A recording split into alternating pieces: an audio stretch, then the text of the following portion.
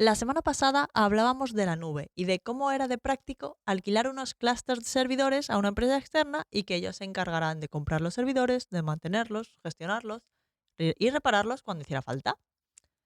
Las empresas externas estas o proveedores de cloud, acá computación en la nube, pues son entre otros Amazon, Google y Microsoft. Pero no es ni de lejos la única opción. Muchas empresas aún mantienen sus datos en sus propios data centers y se encargan de su propia infraestructura de Big Data para ofrecer sus servicios.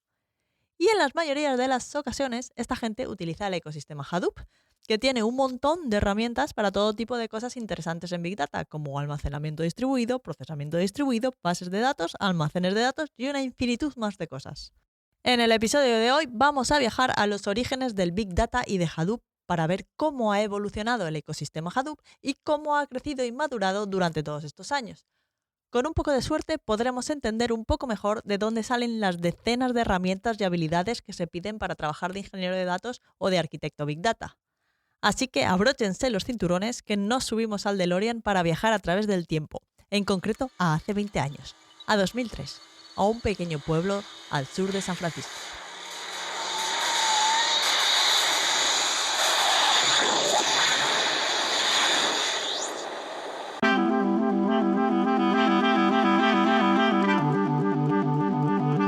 Un podcast ninja sobre Big Data, episodio 31. Regreso al futuro, el ecosistema Hadoop. Muy buenos días y bienvenidos a un nuevo episodio de un podcast ninja sobre Big Data.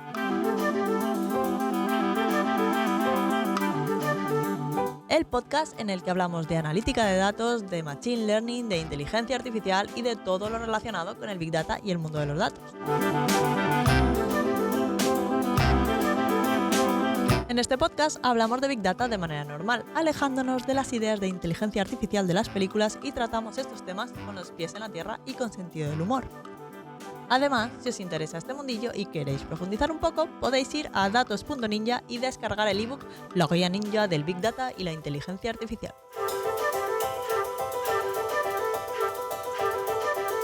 Os he dicho que esta historia comienza en 2003. Y es verdad, pero vamos a remontarnos un poco más en el tiempo. En concreto, a marzo del año 2000, cuando Google no era más que una startup intentando indexar todo Internet, que por aquel entonces pues tampoco era tan grande como ahora. Porque Internet es como el universo, no deja de expandirse.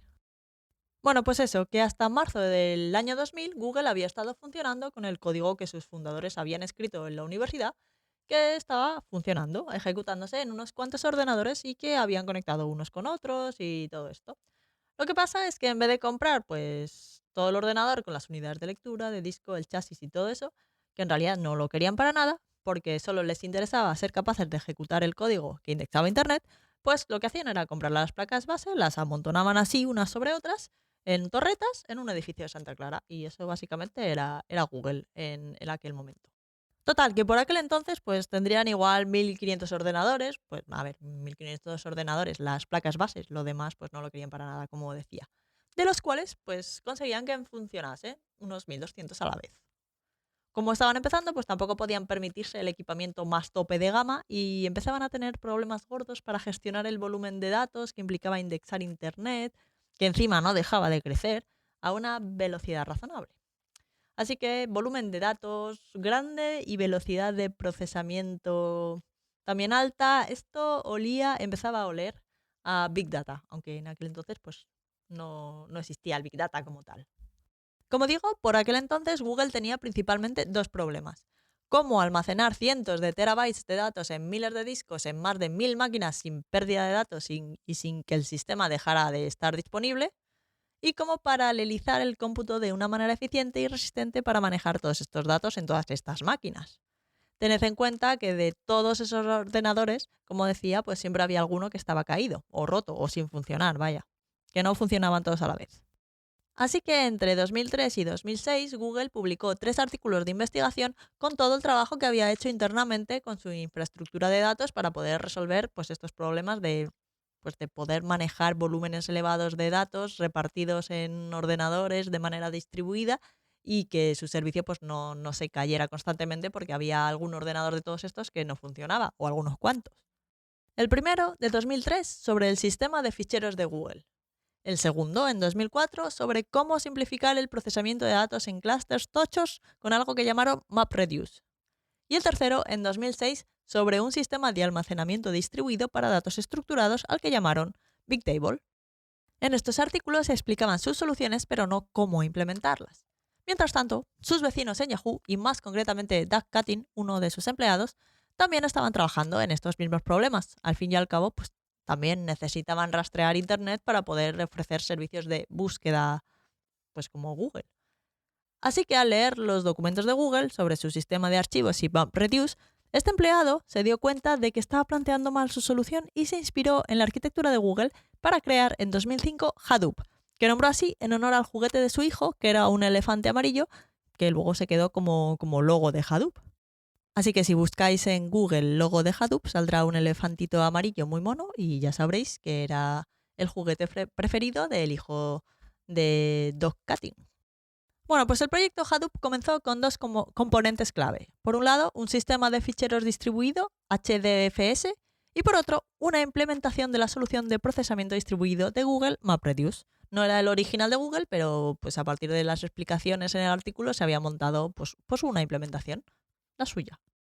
Lo que pasa es que Yahoo, a diferencia de Google, decidió liberar el proyecto para que formara parte de la Fundación Apache y así invitar a más empresas tecnológicas a usar y contribuir al proyecto para que siguiera creciendo y mejorando.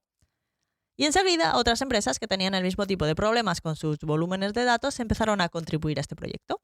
En 2007, por ejemplo, una empresa joven que estaba creciendo muy rápido, dirigida por un tal Mark Zuckerberg, de 23 años, que tal vez os suene, Facebook, no sé, abrió dos nuevos proyectos bajo la licencia de Apache.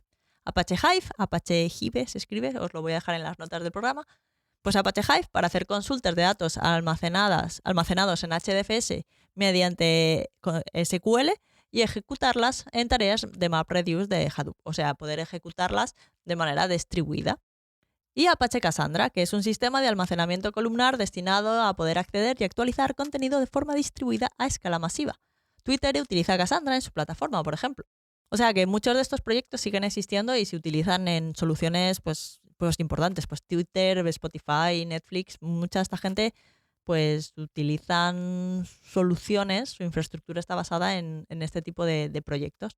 No es que se haya quedado en una cosa de los años 2000 o 2005 y haya desaparecido, sino que ha ido evolucionando, como vamos a seguir viendo a lo largo del episodio.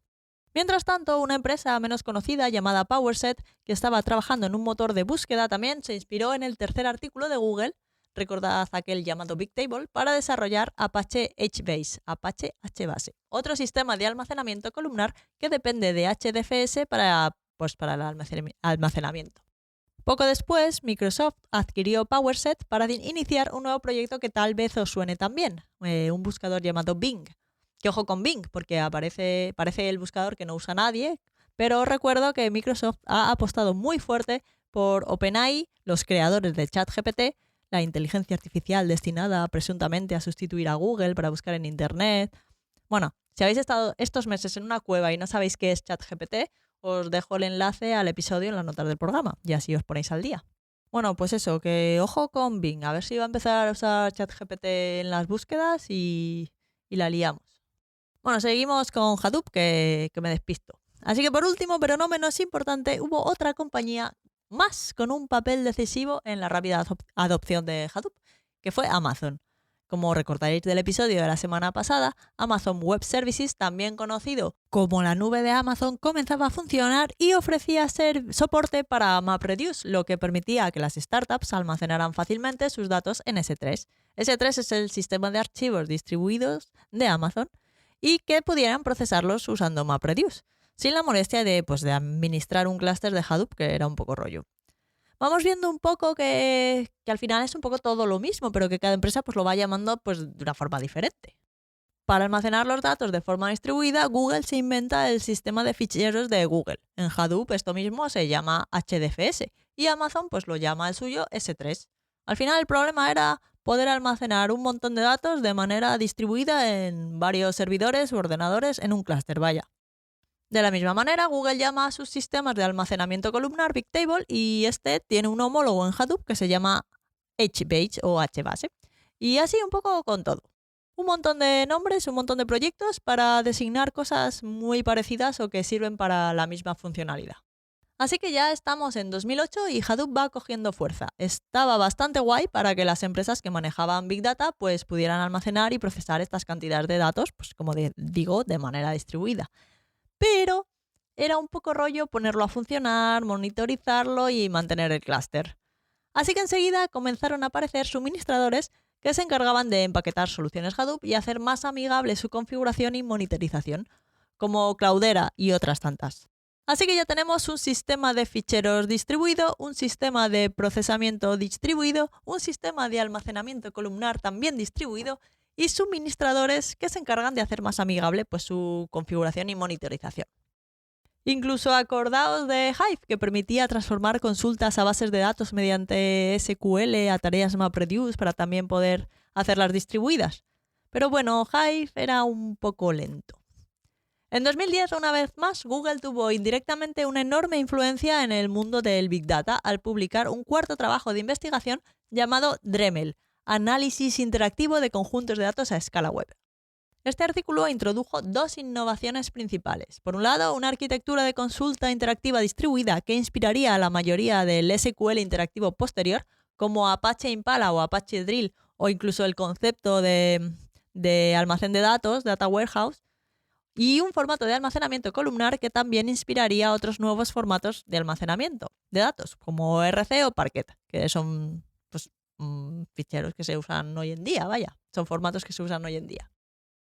Y por aquel entonces, estamos hablando de 2012 más o menos, apareció un proyecto también de código abierto que supondría una pequeña revolución en el mundo Big Data. Estoy hablando de Apache Spark. Apache Spark supuso una evolución en el procesamiento distribuido de los datos, ya que era más sencillo y bastante más rápido en muchas ocasiones que MapReduce.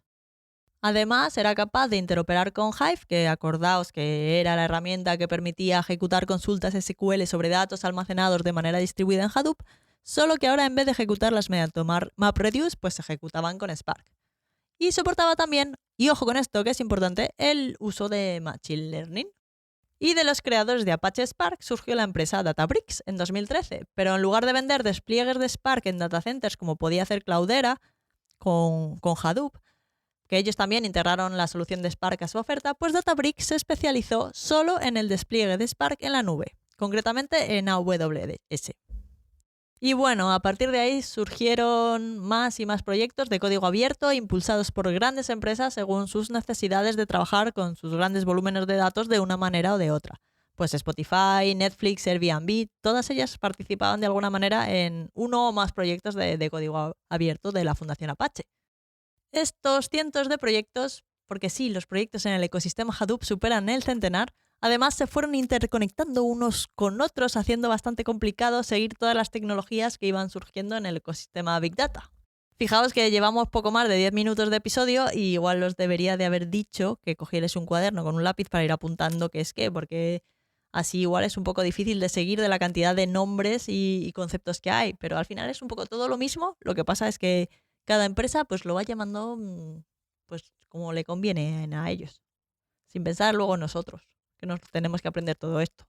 Total, que tenemos un ecosistema de Big Data que ha ido creciendo en tecnologías y herramientas que se van uniendo unas con otras, interactuando. Y en los últimos años, el aumento en popularidad del Machine Learning también ha impactado en la evolución de Hadoop, ya que no ha sido fácil integrar soluciones de Machine Learning en Hadoop. Os voy a resumir así en pocas palabras la historia de la relación entre el Machine Learning y Hadoop. Los científicos de datos necesitaban dos cosas que Hadoop no podía ofrecer al principio. GPUs, que los nodos del clúster de Hadoop generalmente no tenían instaladas, y también poder instalar la última versión de las librerías de Machine Learning que necesitaran. Hacerlo en un clúster completo pues era tela. Hoy en día esto ya se puede hacer con Hadoop, pero un poco tarde. Así que las implementaciones de Hadoop en la nube han sido reemplazadas principalmente por Apache Spark o Apache Beam. Aunque, por supuesto, aún hay empresas que prefieren despliegues de Hadoop en sus propias instalaciones y, de hecho, siguen usándolo junto con Spark. Pero sí que es verdad que la proporción de datos que se mueven a la nube sigue aumentando cada año. Y bueno, espero que hayáis disfrutado este viaje al pasado para repasar un poco los orígenes del ecosistema Hadoop, al menos de una parte del ecosistema, que como digo, tiene cientos de proyectos. A mí me gustan especialmente estas historias, esta manera de abordar un poco las tecnologías, porque al ver de dónde vienen las cosas, pues ayuda a entender la situación actual y a navegar un poco por la cantidad de herramientas que forman el ecosistema de Hadoop en particular y el de Big Data en general. Que a veces vemos tantas herramientas que yo por lo menos pues me pierdo un poco. No sé vosotros. Así que espero que os haya gustado el episodio de hoy y que hayáis aprendido algo de valor. Si es así, no olvidéis dejar un me gusta y algún comentario en iVoox o una valoración de 5 estrellas del podcast en Apple Podcast, en Spotify, en Google Podcast o donde quiera que estéis escuchando esto. Y si tenéis cualquier duda, pregunta y os puedo ayudar de alguna manera, recordad que podéis contactar conmigo a través del formulario de contacto en la web datos.ninja/contactar. Yo encantada de la vida. Sobre todo, muchas gracias por estar al otro lado y nos escuchamos en el próximo episodio de un podcast ninja sobre Big Data. ¡Feliz semana y hasta el próximo episodio!